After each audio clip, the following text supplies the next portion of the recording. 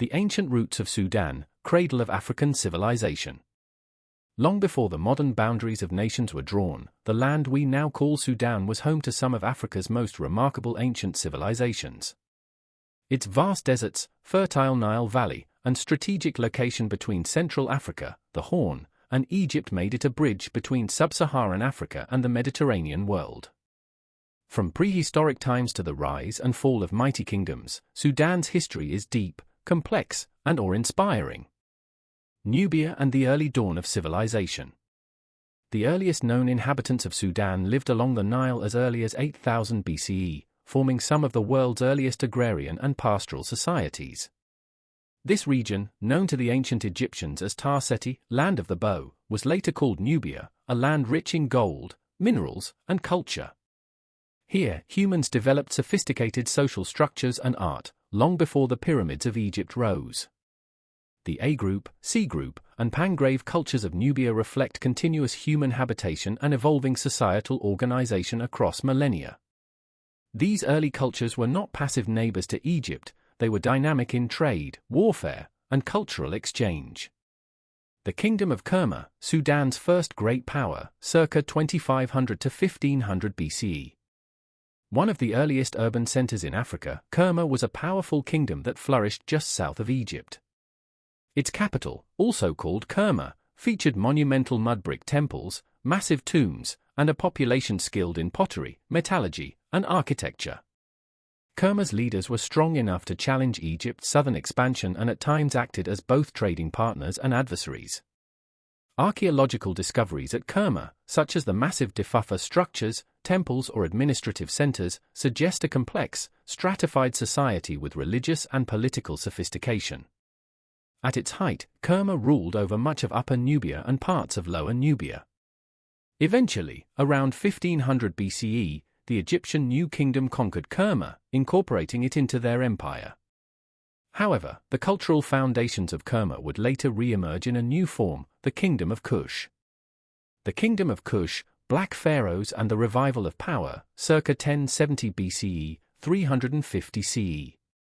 After the decline of Egyptian control, a powerful Nubian state emerged in the south, the Kingdom of Kush, with its capital at Napata near modern-day Karima. Kush was not only a revival of Nubian power but also a rebirth of earlier traditions fused with Egyptian influence. The 25th dynasty, Nubians conquer Egypt. In a remarkable reversal of history, the Kushite kings, beginning with Pianki, launched a series of campaigns into Egypt.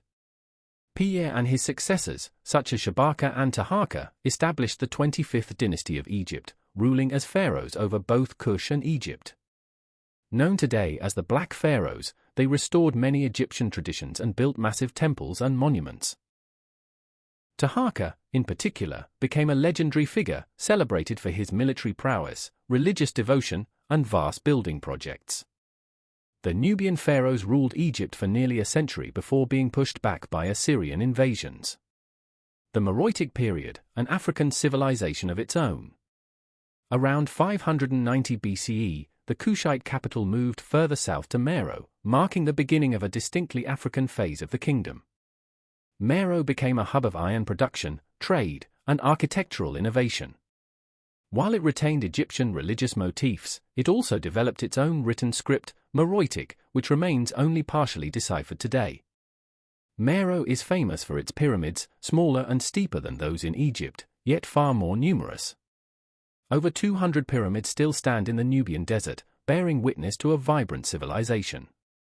Royal women wielded extraordinary power, often serving as co-rulers or sole sovereigns. The title Kandake, sometimes rendered as Candace, referred to these formidable queens and queen mothers. Despite its glory, Meroe eventually declined due to shifting trade routes, environmental degradation, and pressures from nomadic tribes and the rising kingdom of Aksum in present-day Ethiopia. Christian Nubia, the forgotten medieval kingdoms, c. 350 to 1500 CE. With the fall of Meroe, the Nile Valley did not fade into obscurity. Instead, a new chapter began, the Christianization of Nubia. Between the 6th and 7th centuries CE, Christian missionaries from Byzantium and Egypt spread their faith into Nubia, leading to the rise of three medieval kingdoms. Nabatea, in the north. Mercuria, centered at Dongola. Alodia, or Alwa, in the south. These kingdoms adopted Monophysite Christianity, built cathedrals, and translated scriptures into Old Nubian, one of the first written African languages outside of Ethiopia. Mercuria, in particular, became famous for repelling early Muslim invasions. A unique treaty, the Pact, was signed with the Caliphate, allowing centuries of peaceful coexistence and trade between Christian Nubia and Islamic Egypt. These Christian kingdoms lasted nearly 1,000 years, longer than many European states, yet they are often forgotten in mainstream historical narratives. They eventually declined due to internal strife, Arab migration, and the spread of Islam. The spread of Islam and the rise of sultanates, c. 1500–1800s. As Christianity waned, Islam became the dominant religion across Sudan, brought not by conquest but by centuries of trade and migration. Arab tribes intermarried with local populations, gradually forming Sudan's modern ethnic and cultural identity. The most prominent Islamic states of this era were the Funj Sultanate of Sennar, 1504–1821. Founded by the Funj people in central Sudan. It blended African traditions with Islam and created a powerful Islamic state that controlled the Nile Valley between Khartoum and the Blue Nile. The Sultanate of Darfur. Located in western Sudan, this sultanate became a center of Islamic scholarship, trade, and political stability. Its rulers established ties with other Muslim states across the Sahel and Sahara.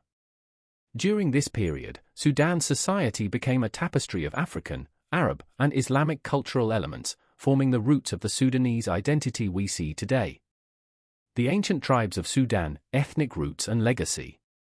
Sudan's ancient legacy is not only defined by kingdoms but by the deep roots of its tribes and peoples, many of whom still exist today in some form. Nubians, the direct descendants of the ancient Kushites, they speak Nubian languages and live primarily in northern Sudan.